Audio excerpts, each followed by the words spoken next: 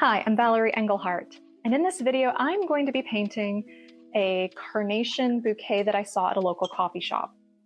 I'm going to be using a size 8 brush, at least to start. It is a round brush, and the Art of Soil paints right here that I got for Christmas a couple years ago. So let's get started. I'm going to pick up some yellow. And compositionally, I want the flower to be about right here. So make a mark. And it's a carnation.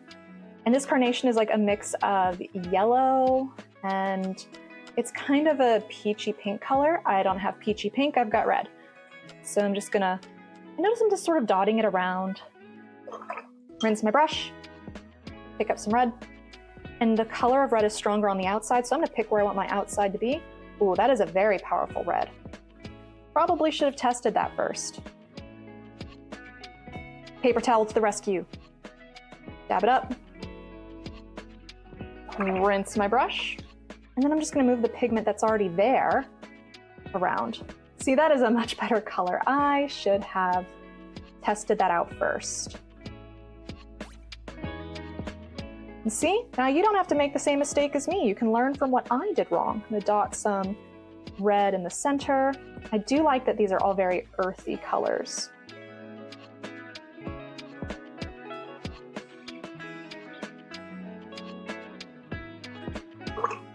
And I'm gonna bleed those edges a bit. I want this to be a very soft flower.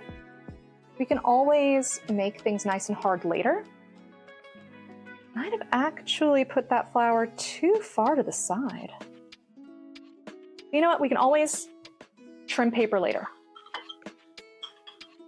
Now I'm gonna pull out my cling film. I love this technique.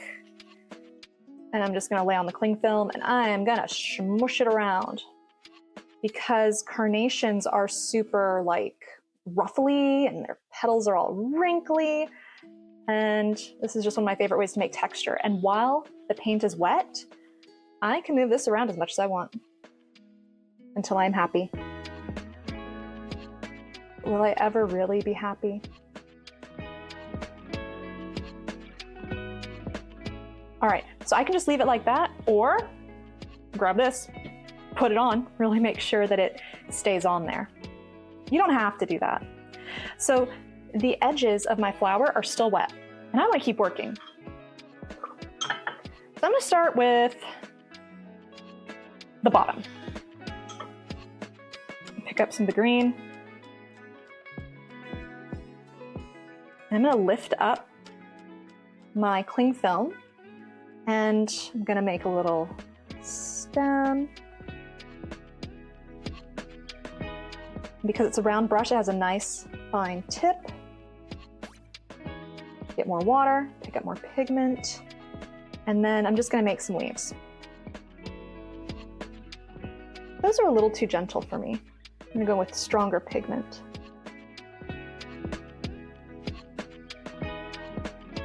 And just repeat. Have some leaves come off of that stem that we created.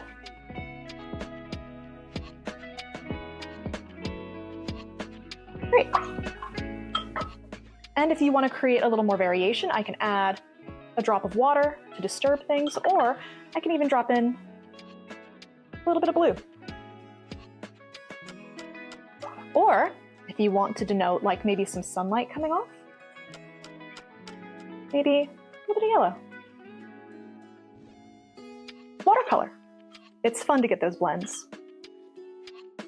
Okay, and I think I want to have one more leaf actually coming off. Maybe one like right here. Great. Now I could put the cling film on, but I really just want the cling film to be focused on the flower. So what I might want to do then is actually put a different weight on. What else do I got? It doesn't have to be super heavy, just enough to press. There we go. That way I have my mixing palette, my mixing well over here. And pull that cling film away from the very edge. I'm gonna keep working. I'm gonna pick up more of that green. Just making use of the very tip, getting close to my flower, and just a light touch. And there's a skip there, that's fine. I'm okay with that. I've got, let's see, another bit coming off here. It's got these little bits coming off, then I've got more down here. And it doesn't need to be completely accurate, just have fun with it, make sure you have it balanced. So my composition is actually kind of going in this motion. And for composition, it's good to work in a rule of thirds. And we've got that in a couple of ways. One is I've got kind of like 3 parts of the painting. I've got the lower leaves, the flower, the upper leaves. That's 3. Also, where my flower is, it's not dead center this way or this way. It's kind of down in this area. So there you go, a little bit of composition work. I'm gonna grab this, and I'm not even sure entirely what I'm seeing in my picture, so I'm just gonna paint shapes. I took this picture pretty quickly, if I'm being honest. Why did I take the picture super quickly? I don't know. Not like we were rushing out. I was probably working and using this as an excuse to not work on whatever I was working on, as is my way.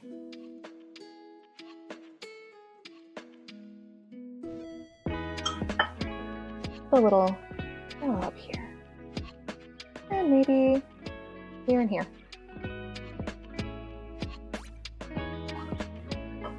We haven't used a lot of this blue yet. Let's pick up some of the blue. I'm gonna test it over on the side.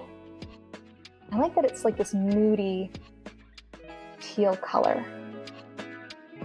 I'm gonna move my hand so that you can actually see what I'm painting. I'm just painting little dots to signify the little blooms that were coming off of this bit. Now, in the picture, this flower was actually white. And painting white on a white background in watercolor is very difficult. So I could have done things to change that, but I didn't want to. So I decided not to paint what I saw, but what I wanted to be there. And as the artist, I can do that. Got that bit coming off, and then there was here.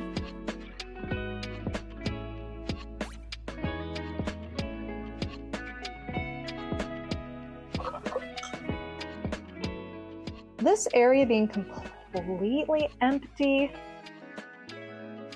I'm not sure if I'm feeling it or not. And so one thing I can do is actually grab some of that green, but keep it a much lighter value. So it's almost like a ghost. And I'll add some of the blue. So it almost looks like we're seeing a cooler underside of that leaf. Bring my paper back down a bit. Okay, and back to my blue. And I'm just gonna paint in some more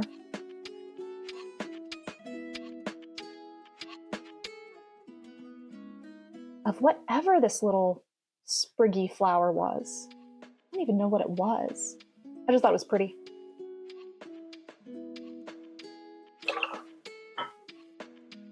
Let's put in another leaf. Right there. Let's add in some of that blue. And all of these should probably be too dry to add the blue, but I can try. Well, still has enough wet. So if there's anywhere that's wet and you want a little bit of diffusion, now's the time to do it. I think that's fine. Okay, so now I need to let this dry. I have to let it dry naturally before I can take off the cling film. So I will see you in a little bit. All right, painting has dried. At least I hope so. Pretty sure it has. So I'm just going to peel back my cling film. And this is what I'm left with. My paper is actually still a little wavy. I don't know if you can see that. So believe it or not, the back side, kind of see it here. It's actually still a little wet, but I'm gonna just keep working. I'm sure it's fine. Honestly, it looks prettier than I thought. I really like it. Some of the blue that I dotted into the leaves actually went up into the flower, and that's great. It really, and even a little bit right here, but only just a touch. So it brings in some like cohesion. So it's not like so copy paste, it all flows together. And I like it. I really like how this dried. So let's see. I'm gonna start with a much thinner brush. This is a size 0 round. And, oh, I've got a couple little dots. Did I just do that? Let's see. Just gonna dab it real quick. So I can either leave that, or I can wet my brush, wake it up by activating the pigment, grab a clean part of my paper towel, and dab. All right, so right now we're gonna focus on the flower, so let's zoom it in. I'm going to grab my red. And remember earlier when I went in really concentrated, it was far too strong. I'm gonna put it on the side in my little palette area. And now I'm just going to paint negatively. And I'm gonna use these marks that were created to suggest where petals might be, as well as watching my reference image, because that way I can understand better the shape of my carnation.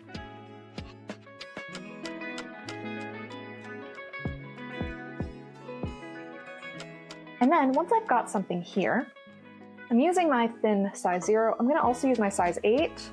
Oh, that's my tissue. Dab it so it's still wet, but not super wet. And I'm gonna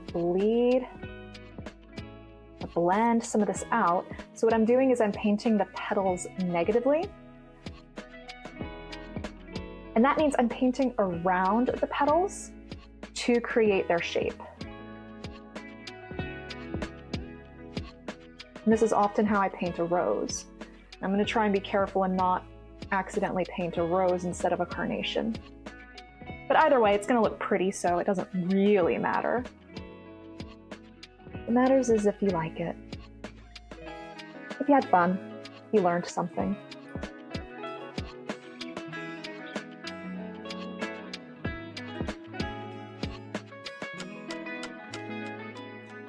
And I'm working by painting, and then I just switch, and I just keep switching one little bit at a time.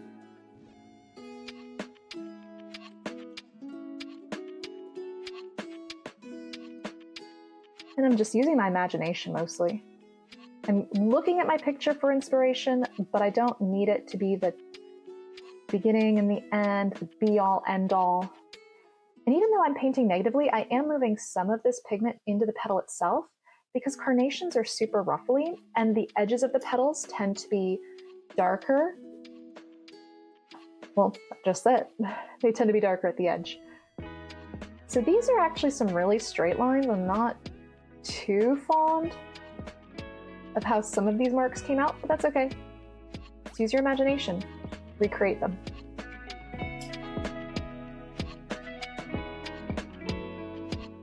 You are the artist. You are the one who is going to decide where these petals are going to go.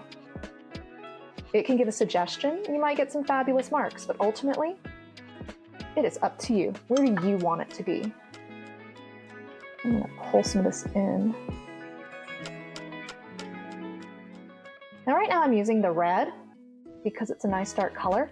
If you want to go in and do like a really light glazing of the yellow in some places to maybe be like a warm shadow, go for it. Just be careful about overdoing it, because then you could lose your light. Being zoomed in doesn't seem to show off. The water is reflecting the light. Let's see if I can fix that by just turning off the light. There, now you should be able to see better how this is coming together.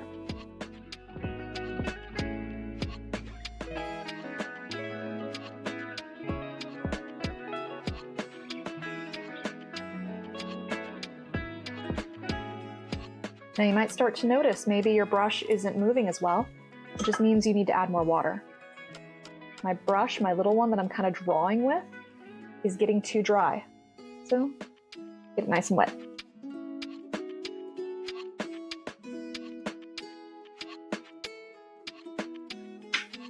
And one thing we can do is actually leave some of this flower a bit ambiguous.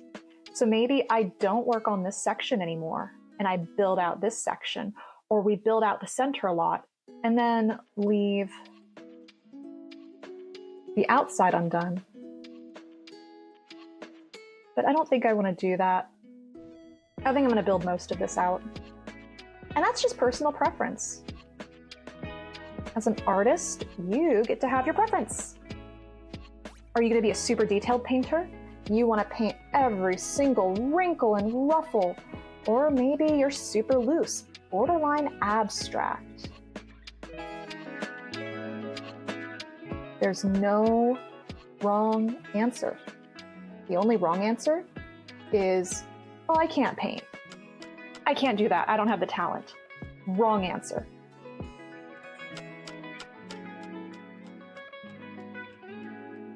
Gosh, what would your mother say? Oh, I don't know. I might have opened up a can of worms with that one. I was actually hoping for that to be like really inspirational. And then I remembered that not everyone has like super incredible, encouraging mothers. Like my mother. Hi, Mom.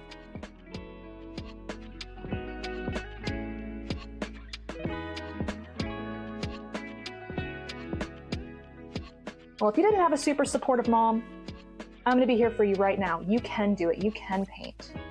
And paint in a way that makes you happy. If you like using really earthy colors, like these ones, use those earthy colors. If you like really modern, round flowers, paint those. Just get something out. Pull out your paints. Get some brushes. They don't have to be expensive. Like these brushes I'm using, they were just little inexpensive ones I wanted to try. And this paper, it's student grade paper.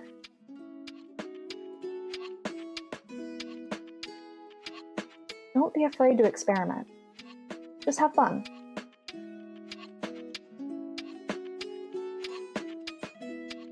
And maybe we'll go too far. Maybe we'll mess up. Well, I'm still having fun.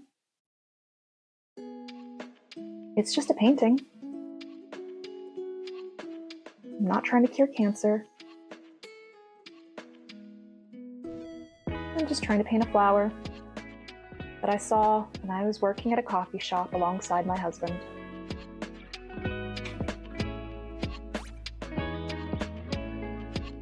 Trying to show you how to paint and hoping that you want to paint too.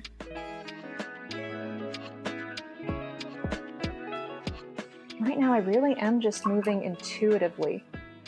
And I start in the center and I'm spiraling outwards. And I think now that we're getting to the farther reaches, I want to move into my yellow. Now, I know I've said in many videos, like when it comes to values, yellow will only ever get so dark. But sometimes that's okay.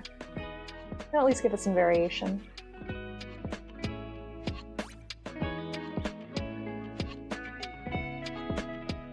And if it turns out that it's just too light, it's not doing it for you, go back to the red.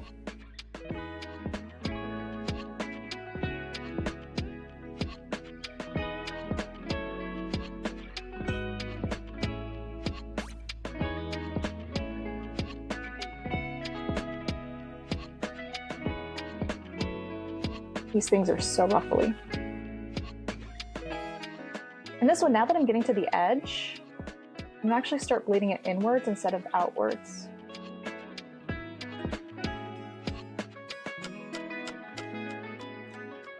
But I'm not gonna outline the whole flower, but I do want some of these little ruffly doos in a few places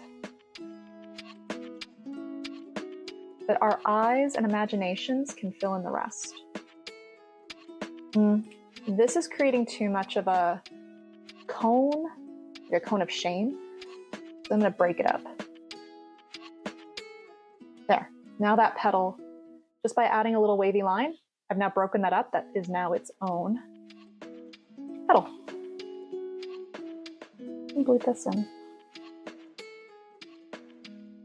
I'm actually gonna get more water. I think I've picked up too much pigment on that brush. Bring it in. Now right here, I've got like this white space that was left, which is actually pretty great. I'm actually gonna use yellow, I think. Let's try. My brush still had a lot of the red on it. I don't want to contaminate my yellow, so I've got a clean brush here. I'm going to scoop that red off the top of my yellow and rinse, and I'm ready to get back into it. During that time, I changed my mind. Let's actually go back into the red. I've got a bead of water on my brush. I don't want that, so I'm going to dot it off. Since we're doing more detailed work, I do want more control. Yeah, I'm saying we, because I hope you're painting with me.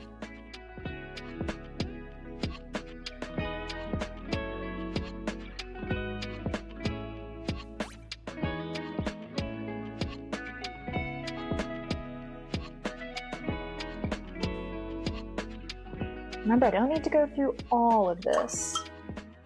This part is actually a little darker than I want, and that's all right, because with this particular paint and this particular paper, I can easily just use a wet brush and move it. I think I do want to add a little more red. Right. Let's see, maybe here. Still wet, it's fine. And let's actually add a little more to the top.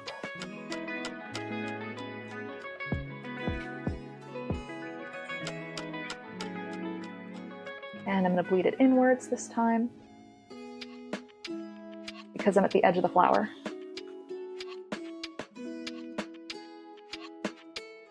You know what? I've got a big swath of nothing right here. I can leave it to the imagination, or I can just leave a little like that. Just a couple little lines. Look at that. That's like 3, 4, 5 dots. And there. There's the flower. All right, I actually think that looks pretty good. Let's zoom out a bit because usually it's better to see it as a whole. Now that I've stepped back, is there anything I want to do? Maybe increase a bit of the red right here. Maybe here. And when watercolor dries, it gets paler. So now that I'm looking at it, kind of stepping back, literally, I can see better where I might want to pump something up or where it's fine. And honestly, after those couple of changes, I'm good. So one thing I could do, I've got a very detailed center. I could start adding like veins and everything to my foliage. I'm not really sure I want to, because I really like how it looks. But I am having a disconnect from the detail to the simplicity. All right, we're gonna do it. Let's move forward. But if you like it, you can stop here. Just stop and you're good to go. But I've decided I'm gonna keep going. And if you're at a point where you're unsure, there are 2 options. One is put this away. This was easy to make. We got here pretty quickly. Get another piece of paper, do it again, but go further. The other option is that once this completely dries, you can take a picture, or like I have a scanner. So take a picture or scan it. That way you have a digital copy and then go forward. And then that way, if you mess it up, if it's not what you wanted, you still have that digital copy from before. And just whichever option you choose is just whichever one works for you. All right, if I'm gonna put veins on these leaves, I'm actually gonna go in and I'm gonna activate my blue paint. Not the same paint I used here. I'm going for a much darker blue. And I'm still using that size 0. Picking up pigment, I'm gonna scooch this over a bit. Adjust my camera. And I want this to be thick because I'm gonna be laying it on top. Okay. Well, guess let's just start. You don't know where to start? Just start. Honestly, let's see, I'm right-handed. probably better for me to start at the top. So this actually was, I'm not even sure what that was. I think this was like a bulb. And so one thing we could try is not even having everything outlined. I had a lot of extra water. I'm dabbing it over here. And I want these moves to be nice and quick.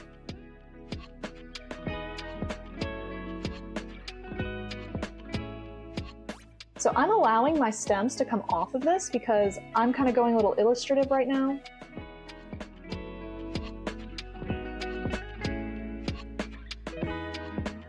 And this brush, even though it's a size 0, it's not super thin, and that's okay. We're doing this to learn. So maybe when we're done with this, you'll be like, oh yeah, that was great. Or right now you are screaming, no, what are you doing? It was fine, it was fine. Well, I guess you'll just have to show me.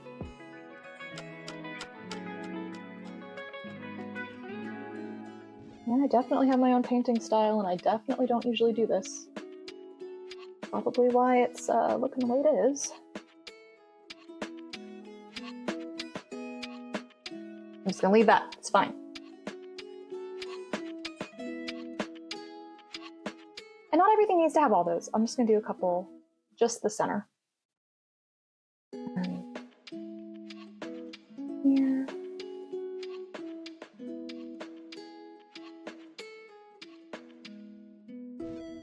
Adjusting the paper, you are allowed to turn your paper whatever way you need to. I'm just trying not to for filming purposes.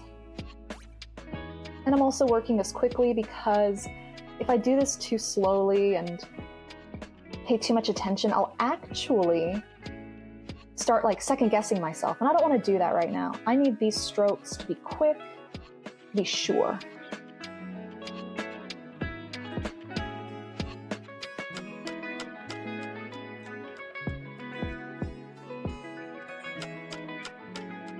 Now it just comes down to preference and style. Okay, well, even though I think separately I preferred the leaves before, as a composition, I like it more because now I've got detail and detail. I have a greater distribution of my values and the lines. So I think I'm good to call it here. I'm gonna stop. So anyway, there's my carnation. So if you like this video, give me a like so I know to make more like it. And if there's anything you want to see me paint, let me know in the comments. Anyway, thanks so much for watching. I'll see you next time. Bye.